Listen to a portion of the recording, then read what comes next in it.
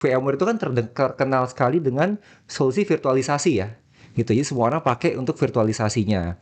Nah, strategi barunya Broadcom adalah VMware itu menjadi platform untuk private cloud.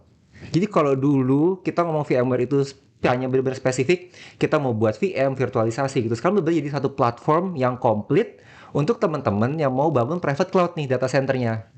Adanya perubahan ya dari skema licensing itu, mungkin ada beberapa customer kita, terutama customer yang enterprise itu yang which is mereka itu harus menggunakan license dari VCF. Itu kan memang yang sebelumnya mereka pilihan licensing dari VMware itu yang standalone ataupun a la carte. Nah, di perubahan ini ada 4 pilar license tadi yang disebutkan oleh Mas Gunung.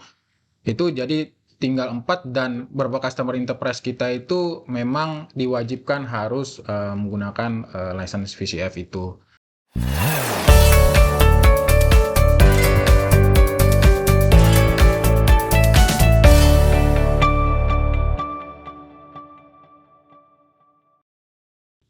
Hai Master Ian, kembali lagi bersama saya Ino di Master Talk, Inspiration Talk with the Master. Nah, hari ini saya mau bawain topik yang sangat menarik. Apa itu? Yaitu which VMware license is right for me, VCF or VVF? Tentunya saya nggak akan bahas sendirian, karena saya telah ditemani oleh 2 orang expert, yaitu ada Mas Andreas Johansen, Pre-Sales Manager dari Master System Infotama, dan juga Mas Afif Gunung, Solution Architect dari VMware by Broadcom. Halo semuanya. Halo pagi. Gimana kabarnya hari ini? Alhamdulillah baik. Alhamdulillah baik. Baik semuanya ya, dan tentunya pasti siap nih untuk menjawab pertanyaan dari saya hari ini. Siap. Diskusi nih terkait dengan license-nya VMware. Nah, mungkin sebelum membahas lebih dalam ke sana, saya mau kasih info dulu nih bahwa di November 2023 lalu sepertinya sempat heboh nih ya dengan announcement dari Broadcom yang ternyata sudah official announce mengakuisisi VMware. Dan di internal kita nih juga sempat rame ya, sempat heboh, apalagi di luar, di customer banyak banget yang nanya tentang kabar penting ini nih. Nah, mungkin mau ke Mas Hansen dulu, Mas. Gimana sih Mas yang ditanyakan customer terkait dengan Broadcom mengumumkan sudah mengakuisisi VMware ini? Ya, kalau dari Master System sendiri, sebelum Broadcom mengakuisisi VMware kan beritanya sudah heboh nih. Sudah heboh ya, dan banyak customer itu yang menanyakan ini nanti next VMware itu seperti apa, apakah masih ada di Indonesia, supportnya seperti apa, dan perubahannya itu apa aja gitu. Jadi seiring waktu berjalan, setelah proses akuisisi itu terjadi, ya mungkin yang paling signifikan adalah perubahan mungkin dari skema licensing kali ya. Kalau dari support dan lain-lain itu masih tetap sama. Ya mungkin dari skema licensing itu mungkin ada pro cons-nya sendiri, yaitu mungkin tergantung dari customer nanti menanggapi seperti apa. Mungkin nanti akan kita bahas di selanjutnya. Oke, kalau gitu. Nah, mungkin sekarang mau ke Mas Gunung nih, Mas. Sebenarnya apa sih Mas yang terjadi perubahannya setelah akuisisi ini? Apakah ada perubahan masif yang terjadi atau gimana sih Mas sebenarnya? Oke, jadi buat para masterian ya pagi ini. Jadi VMware itu masih ada. Itu yang penting ya. Jadi kalau misalkan dengar di luar, oh VMware tutup, VMware nggak ada gitu. VMware itu masih ada di Indonesia. Kantor kita itu bahkan masih ada di Plaza Indonesia juga gitu. Jadi kalau mau ngunjungin kantor kita, bilang aja ke orang VMware, itu bisa datang nih kantor kita. Oke, boleh langsung. Boleh itu. Jadi itu yang pertama, kita masih ada. Dan sekarang itu kita memang jadi bagian dari bisnis unitnya Broadcom gitu ya. Jadi kita Broadcom itu perusahaan semiconductor, VMware jadi salah satu bisnis unit di sana. Nah, bedanya apa? VMware sebelum Broadcom sama sesudah Broadcom. Yang paling terasa itu adalah kalau dulu VMware itu kan terkenal sekali dengan solusi virtualisasi ya. Gitu. Jadi semua orang pakai untuk virtualisasinya. Nah, strategi barunya Broadcom adalah VMware itu menjadi platform untuk private cloud. Jadi kalau dulu kita ngomong VMware itu hanya benar-benar spesifik, kita mau buat VM, virtualisasi gitu. Sekarang benar-benar jadi satu platform yang komplit untuk teman-teman yang mau bangun private cloud nih data centernya. Jadi perspektifnya tuh ubah di sana.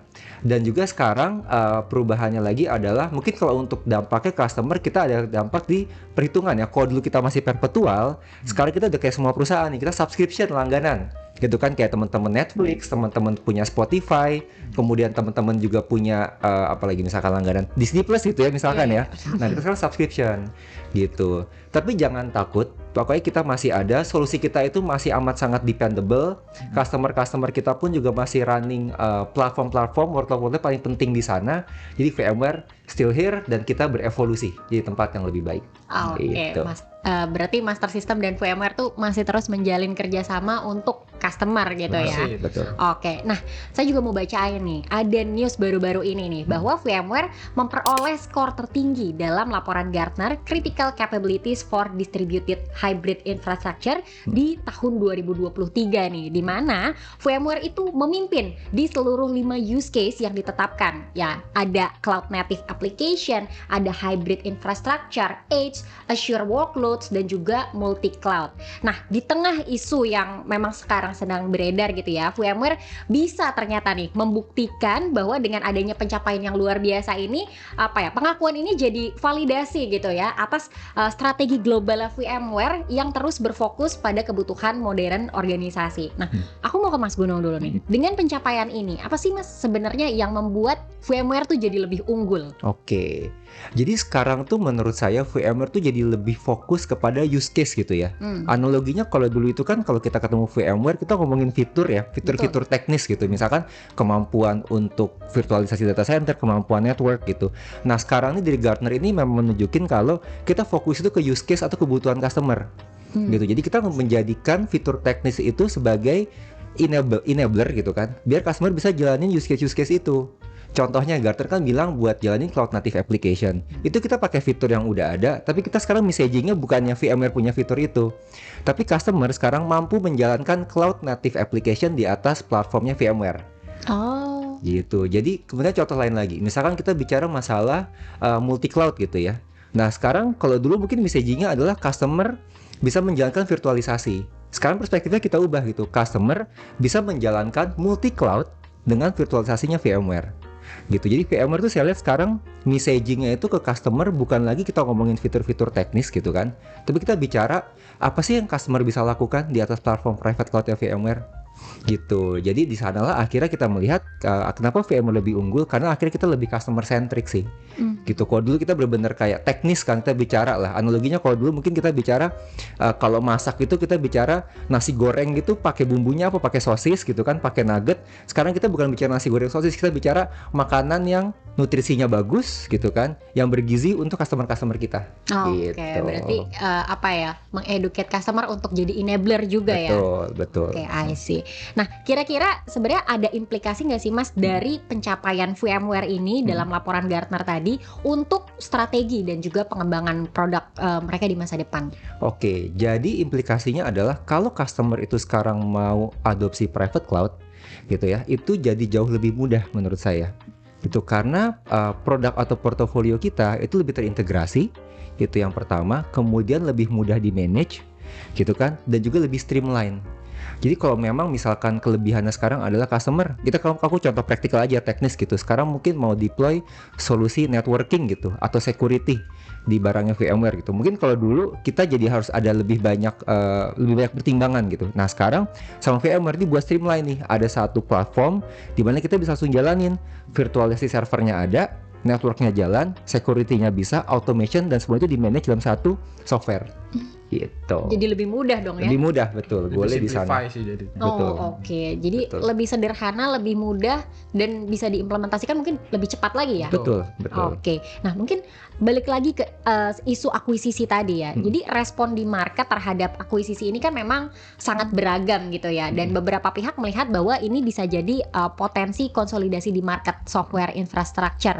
Nah, ada pula yang melihat resiko ini tuh justru adanya peningkatan harga mungkin, pengurangan pilihan untuk customer. Nah, mau ke Mas Gunung dulu mungkin. VMware menanggapi challenge tersebut yang ada di customer nih seperti apa, Mas? I see. Jadi kita tuh VMware itu mendengarkan customer ya gitu. Jadi kita lihat memang customer bilang kita ternyata journey tiap customer beda gitu kan. VMware kan kesannya membandel gitu ya.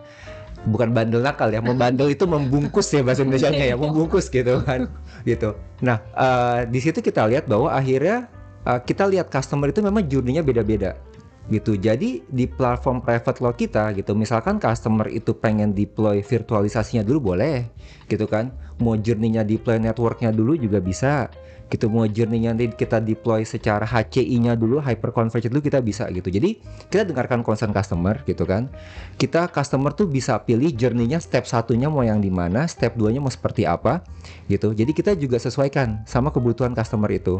Dan itu juga kita pun misalnya membungkus portofolio kita pun customer tetap punya opsi gitu ya. Jadi opsi kita tetap ada 4 portofolio utama gitu ya. Jadi customer juga sebenarnya bisa disesuaikan dia mau private cloud yang seperti apa nih gitu. Apakah private cloud yang spesifik misalkan untuk server virtualisasi aja gitu kan, atau mau platform yang spesifik memang kita mau bangun private cloud baik itu dari server, network, storage sampai monitoring misalkan. Nah kita tetap berikan fleksibilitas itu dan customer bisa pick the journey berdasarkan kebutuhan mereka juga gitu. I see. Kalau di customer mungkin Mas Hansen punya gambaran? Ya, balik lagi kalau dari customer master system sendiri, mungkin dengan adanya perubahan ya dari skema licensing itu, mungkin ada beberapa customer kita, terutama customer yang enterprise itu yang which is mereka itu harus menggunakan license dari VCF.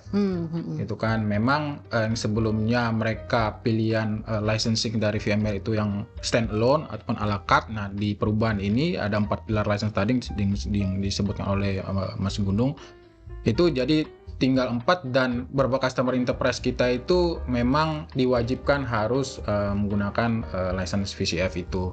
Nah mungkin ini challenge dari master system dan juga VMware ya, bagaimana next ke depannya itu sehingga customer itu melihat license VCF ini mungkin bukan dari sisi secara price-nya aja meningkat, cuma kelebihannya gitu kan.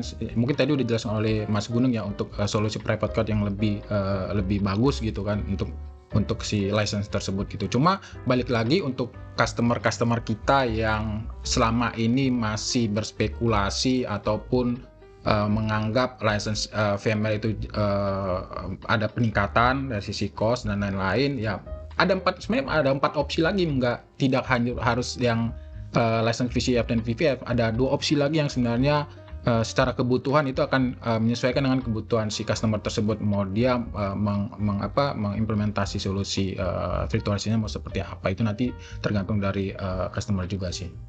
Oke, berarti pilihannya sebenarnya lebih banyak dari itu ya Mas ya. Iya. Oke. Benefitnya tuh bener-bener kita akhirnya mungkin kita datang ke customer mau punya kebutuhan apa nih, tadi contoh mau keberlanjutan bisnis gitu kan, mau meningkatkan security, mau punya aplikasi yang cloud native gitu, atau mungkin sebetulnya pengen punya mungkin kalau lebih advance lagi saya pengen punya data center yang aktif-aktif gitu misalkan. Nah VMware tuh bisa jadi enabler buat itu